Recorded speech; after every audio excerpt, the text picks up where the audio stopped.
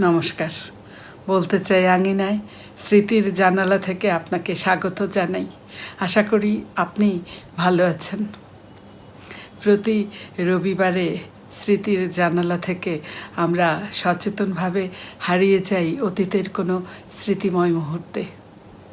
মূলত এই পর্বটি আমার নিজেরও ভীষণ প্রিয়, কারণ আমি নিজেও আমার অতীতের যে সোনালি দিনগুলো আছে সেগুলো আবারও একটু তাজা করার সুযোগ পাই।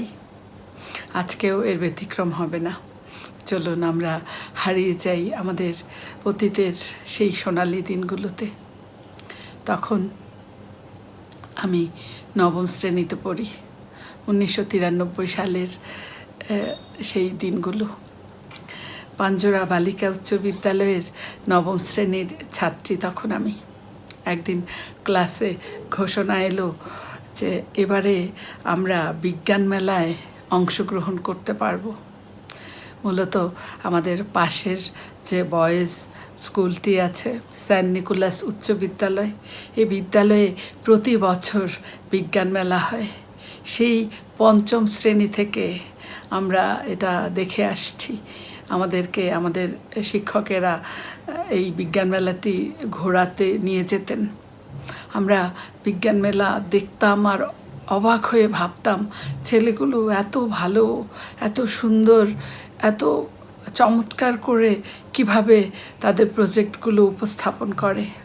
সেই স্কাউটদের দক্ষতা, তারা আমাদের আটকে দিত, এখন যাওয়া যাবে না, লাইন করাতো, তারপর হয়তো ঢুকাতো একজন একজন করে। এই যে এই শৃঙ্খলা এবং এত সুন্দর প্রজেক্ট, এগুলো দেখে আমরা অবাক হতাম। যাই হোক, তো সেই নবম শ্রেণীতে মূলত ওই বছরই প্রথম বাইরের স্কুলগুলোকেও অংশগ্রহণের সুযোগ দেয়া হলো। তো আমরা চিন্তা করলাম একটা প্রজেক্ট নিতেই হবে।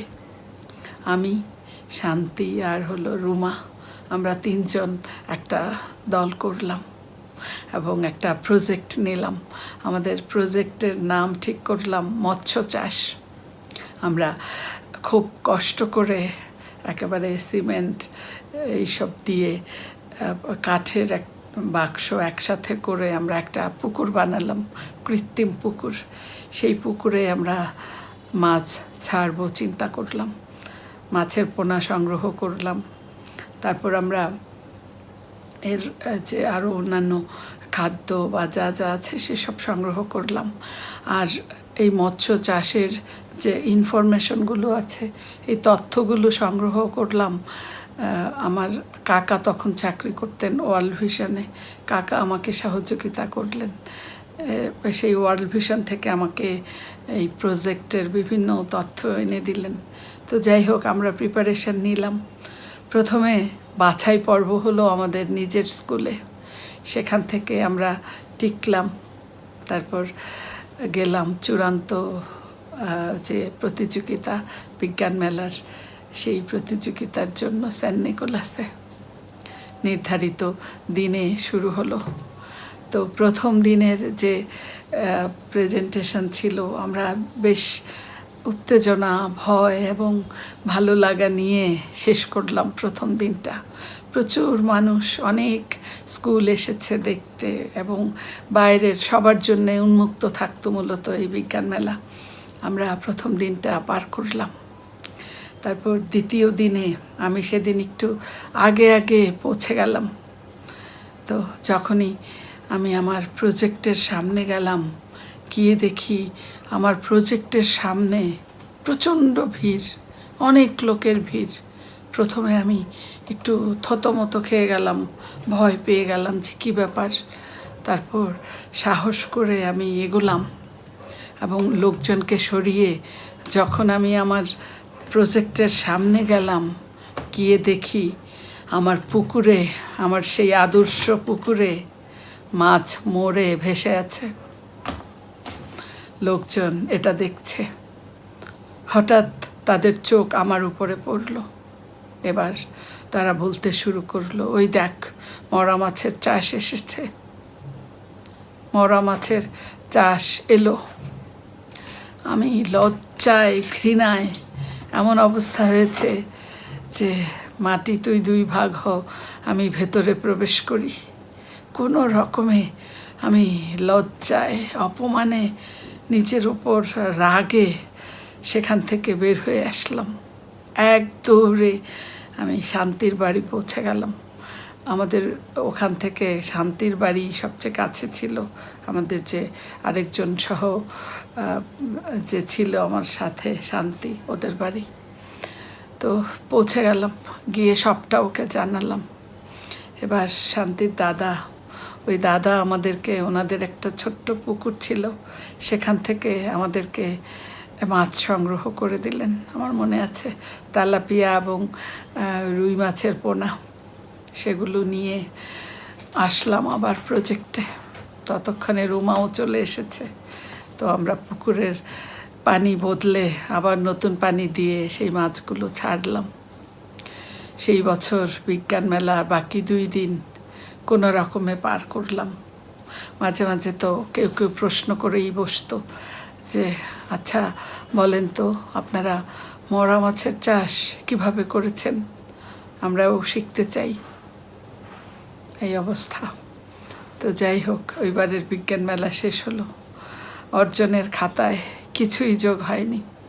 তবে এমন এক বিষয়ে যোগ হয়েছে যেটা এখনও ভুলতে পারি না। রাস্তা দিয়ে হয়তো যাচ্ছি, লোকজন বলছে ওই দেখ মরা মাছের চাষ যায়। যেদিন হয়তো রাস্তায় লোকজন নেই তখন একটু শান্তি পেতাম যে যাই হোক আজকে হয়তো কিছু শুনতে হবে না। সেদিনও হয়তো দূর থেকে ধান খেতে মানুষ দেখা যাচ্ছে না, হয়তো শব্দ শুনছি, চিৎকার করে কেউ বলছে ওই দেখ কে যায়, আরেকজন বলছে মরা মাছের চাষ যায়। তো ওই বছরটা এমনভাবে কেটেছে, এত লজ্জা অপমান নিয়ে ওই বছরটাকে কাটিয়েছি কি বলবো আপনাদের।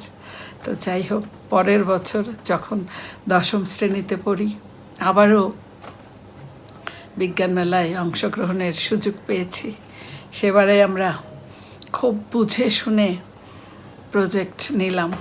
সেবারে আমাদের প্রজেক্টের নাম ছিল আধুনিক ধানের চাষ।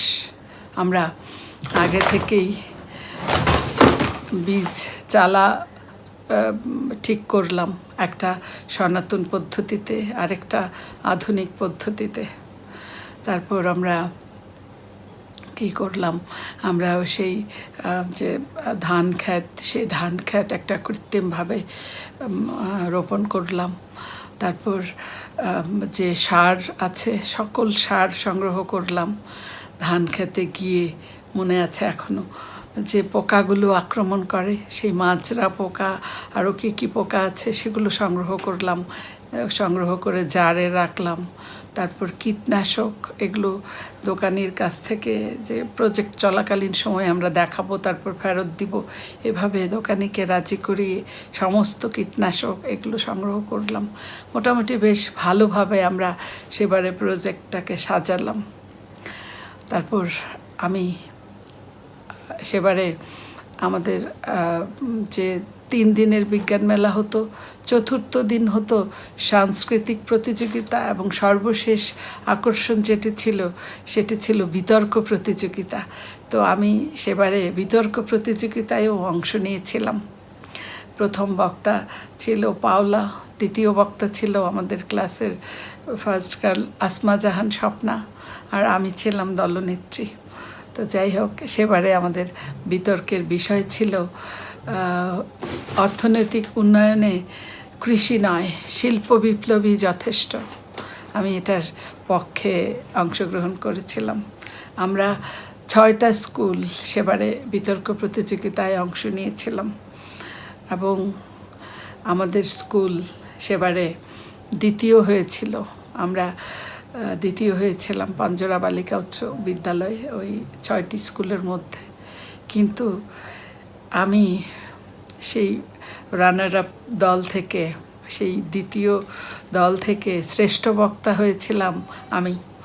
এবং উল্লেখ্য যে সেবারে সেই বিজ্ঞান মেলায়ও আমাদের প্রজেক্ট ভূগোল প্রজেক্টে প্রথম হয়েছিল। এবং এখনও মনে আছে সেবারে যখন রাস্তা দিয়ে যাচ্ছিলাম, লোকজন বলছিল, সেই ছেলেগুলো বলছিল, দেখ দেখ সব পুরস্কার নিয়ে যাচ্ছে একাই। এই যে এত 1 বছরের যে অপমান, লজ্জা, সেই তখন মনে হলো যে আমি রিভেঞ্জ নিতে পারলাম, আমি শান্তি পেলাম। 1 বছরের যে যন্ত্রণা, সেই 1 বছরের যন্ত্রণার সেই তখন যেন মনে হলো যে একটা শান্তির প্রলেপ পড়ল। আজকের স্মৃতির জানালায় স্মৃতিচারণ এখানেই শেষ করলাম। আবারও কথা হবে আগামী রবিবার নতুন কোনো স্মৃতিময় মুহূর্ত নিয়ে। ততক্ষণ আপনারা সবাই খুব ভালো থাকুন, আনন্দে থাকুন আর সুস্থ থাকুন। শুভরাত্রি।